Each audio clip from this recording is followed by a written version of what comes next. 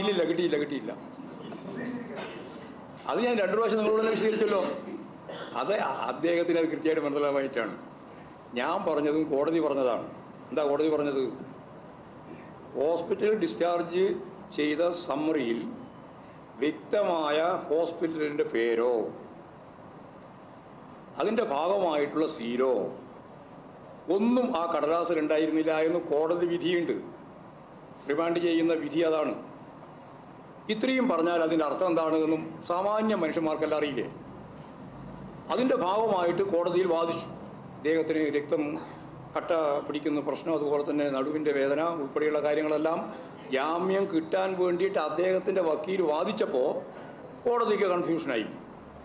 കാരണം രാവിലെ പോലീസ് തന്നെ ഡോക്ടറെ കാണിച്ചതാണ്, അപ്പോൾ ഒരു കുഴപ്പമില്ല എന്ന് പറഞ്ഞാണ്. അപ്പോൾ പ്രോസിക്യൂഷൻ്റെ ഭാഗമായിട്ട് കുഴപ്പമില്ലെന്നും ഹാജരാക്കിയിട്ടുള്ള കടലാസ് നോക്കുമ്പോൾ അതിന് സീലുമില്ല, അതിൻ്റെ ഹോസ്പിറ്റലിൻ്റെ പേരുമില്ല, സമ്മറിയായിട്ട് കൊടുത്തിരിക്കുകയാണ്, അതിലും വലിയ കുഴപ്പമില്ലാന്ന് തന്നെയാണുള്ളത്. വാദിക്കുന്നത് പക്ഷെ ഭയങ്കര അപകടമാണ് എന്നാണ്. അങ്ങനെ രണ്ടും വന്നപ്പോൾ വീണ്ടും സാധാരണ ഇല്ലാതൊരു നിലപാട് കോടതി സ്വീകരിച്ചു. കോടതി പറഞ്ഞു, ഇപ്പോൾ നേരത്തെയുള്ള സർട്ടിഫിക്കറ്റ് എന്ന് പറയാൻ സാധിക്കില്ല, ഞാൻ ഈ പറയുന്ന സമ്മറിയാണ്, അത് ഹോസ്പിറ്റലിൻ്റെ പേരുമില്ല, ഈ പറഞ്ഞ പോലെ വ്യക്തതയില്ല.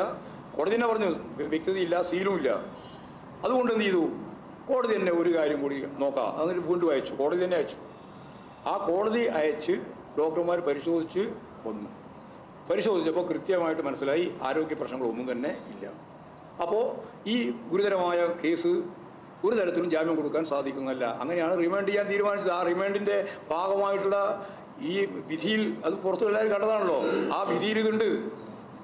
അപ്പോൾ ഇങ്ങനെയുള്ള ഒരു കാര്യം കൃത്യമായിട്ട് രാജ്യം മുഴുവൻ മനസ്സിലാക്കിയതിന് ശേഷം രാഹുൽ മാങ്കൂട്ടൽ എനിക്കെതിരായിട്ട് മാനനഷ്ട കേസ് കൊടുത്തിരിക്കുന്നു. ഞാനിതെല്ലാം പത്രസമ്മേളനം വിളിച്ചിട്ട് മാപ്പ് പറയണമെന്നാണ് ഇപ്പോൾ മനോരമയിൽ അങ്ങനെയാണ് കണ്ടത്. വേറെ പത്രത്തിൽ ഞാൻ കണ്ടിട്ടില്ല. മനോരമ വായിക്കുന്നുണ്ട്, വായിക്കാൻ മനസ്സിലാവില്ല. പക്ഷേ മനോരമ വായിക്കാതിരിക്കാനൊന്നും പറ്റില്ല. മനോരമയിലും നമ്മളിതെല്ലാ പത്രവും വായിക്കുന്നില്ലേ?